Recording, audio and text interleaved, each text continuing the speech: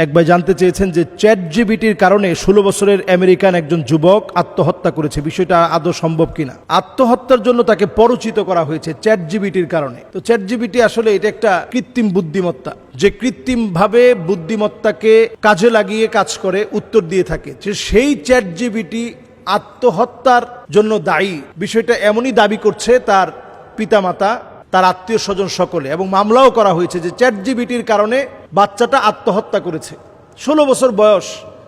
তো চ্যাট জিপিটিকে আপনি যেইভাবে লাগাবেন চ্যাট জিপিটি সেভাবে লাগবে।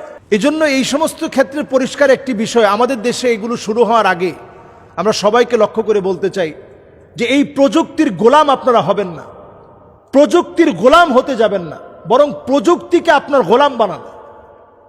হ্যাঁ, চ্যাট জিপিটি যতটুকু আপনার প্রয়োজন আপনি জানার জন্য, শেখার জন্য, আগে যেমন আমরা গুগল ব্যবহার করতাম, এখন গুগল থেকে আরেকটু আপডেট ভার্সন চ্যাট জিপিটি আমরা ব্যবহার করছি। সামনের দিনে হয়তো আরও কিছু আসবে, সেগুলো আপনারা ব্যবহার করবেন, কিন্তু এগুলোর গোলাম হওয়া যাবে না।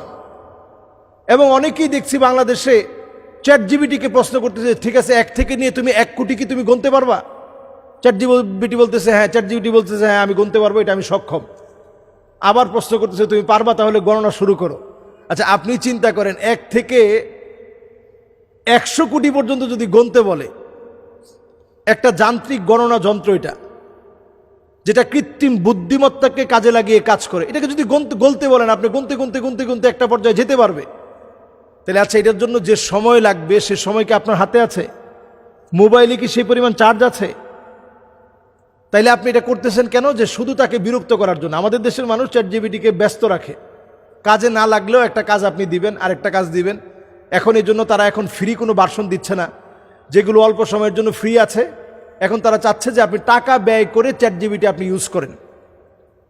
এবং অচিরে আপনি দেখবেন ওয়ার্ল্ডের বিভিন্ন দেশে চ্যাট জিপিটির কারণে, তো এখন একটা আত্মহত্যার কথা শুনলেন, চ্যাট জিপিটির কারণে সামনে চাকরিচ্যুত হবে লক্ষ লক্ষ মানুষ, পৃথিবীতে লক্ষ লক্ষ মানুষ কর্মহীন হয়ে পড়বে ওয়ার্ল্ডের বিভিন্ন দেশেই। এখনই আপনি একটা পিৎজা খাবেন, চ্যাট জিপিটি সেটা নিয়ন্ত্রণ করে কি কি লাগবে আপনাকে কথা বলে অর্ডার নিয়ে সে দিয়ে দিচ্ছে রাস্তার পাশেই, সেখানে স্পষ্ট রয়েছে। এবং সেখানে খুব স্বল্প সময়ের ভিতরে চ্যাট জিপিটি এটা তৈরি করে আপনার হাতে তুলে দিবে।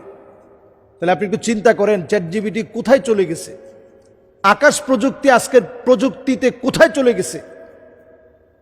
তো এটা যত বেশি উৎকর্ষ সাধন করবে তত বেশি আপনার বুঝতে হবে বড় ধরনের আযাব আমাদের জন্য অপেক্ষায় আছে, বড় বড় আযাব আসতেছে। তো চ্যাট জিপিটি এখন যে বিষয়টা খুব ফলাও করে বলা হচ্ছে যে তার কারণে আত্মহত্যায় অনুপ্রাণিত হয়েছে। আসলে চ্যাট জিপিটিকে যদি আপনি বলেন যে আত্মহত্যা করার কি কি মাধ্যম হতে পারে, তো চ্যাট জিপিটি তখন আপনাকে প্রথম হয়তো বলবে যে না, আত্মহত্যা করার কোনো দরকার নেই, জীবনটা তো অনেক দামি, তুমি আরও কিছু নতুন বিষয় নিয়ে স্বপ্ন দেখো। আপনি যখন তাকে এক্সট্রিম আকারে প্রশ্ন করবেন যে না, আমি আত্মহত্যার পুরো সিদ্ধান্ত নিয়ে ফেলেছি, দড়ি রেডি আছে, বিষ রেডি আছে, কোনটা খেয়ে আত্মহত্যা করব? আপনি যদি বলেন যে দড়ি রেডি আছে, বিষ রেডি আছে, কারেন্ট সামনে রেডি আছে, কোনটা দিয়ে আমি আত্মহত্যা করব? চ্যাট জিপিটি তুলনামূলক যেটাতে কষ্ট কম হতে পারে ওইটা আপনাকে বেছে দিবে, কারণ সে কৃত্রিম বুদ্ধিমত্তা নিয়ে কাজ করে। তো দোষ তো তার না, দোষ তো আমার। আমি বর্তমান সময়ে প্রযুক্তির গোলাম হয়ে গেছি। নবীজি সাল্লাল্লাহু আলাইহি সাল্লাম আমাদেরকে জানিয়ে গেলেন একটা সময় আসবে যেই সময়ে ফিতনাতুদ দুহায়মা নামক একটা ফিতনা ঘরে ঘরে ঢুকে যাবে। সাহাবায়ে কেরাম প্রশ্ন করলেন, ইয়া রাসূলুল্লাহ, এটা আবার কেমন ফিতনা হবে? নবী সাল্লাল্লাহু আলাইহি সাল্লাম বলছেন, এটা এমন ফিতনা হবে লাতমাতহু লাতমাতান, এমন কোনো ঘর নাই যে ঘরের মধ্যে এটা আঘাত করবে না। ঘরে ঘরে গিয়ে চপেটাঘাত করবে, ঘরে ঘরে গিয়ে আঘাত করবে, পিটাবে, প্রত্যেকটা ঘরে ঘরে এই ফিতনা ছড়িয়ে যাবে। এখন যদি আপনারা চিন্তা করেন, কার ঘরে এখন স্মার্টফোন নাই? প্রত্যেকের ঘরে ঘরে এখন এরকম ফোন আছে, একটা না একাধিকটা আছে।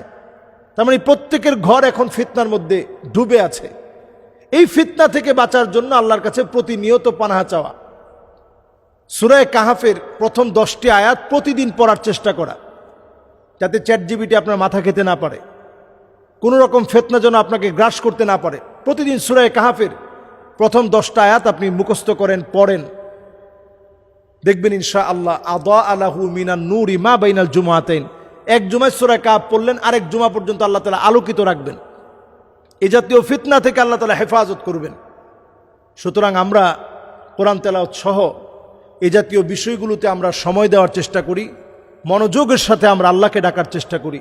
আল্লাহ রাব্বুল আলামিন ফিতনা ফাসাদের এই সময়ে চ্যাট জিপিটিকে যখন আমরা আমাদের প্রভু বানিয়ে ফেলেছি, আমরা যখন চ্যাট জিপিটির দাস হিসাবে কাজ করছি, এরকম একটা ফিতনার সময়ে আল্লাহ তাআলা আমাদেরকে ঈমান নিয়ে বেঁচে থাকার তৌফিক দান করুক।